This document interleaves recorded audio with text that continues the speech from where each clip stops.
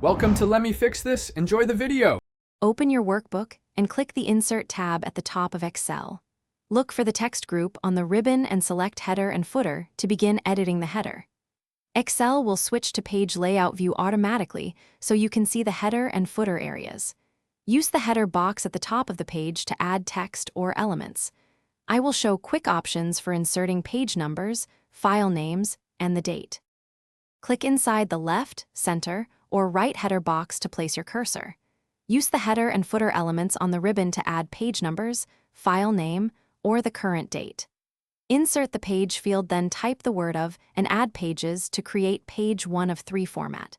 You can add a logo by choosing picture and resizing it to about 3.5 inches wide. Always preview and print preview before saving changes. Use Page Layout View and the Margins command to set header spacing precisely.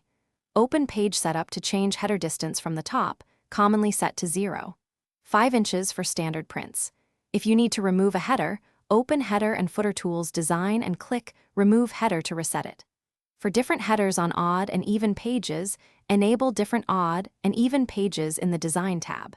Save your workbook to keep header changes for print. Thanks for watching. If you found this helpful, don't forget to like and subscribe.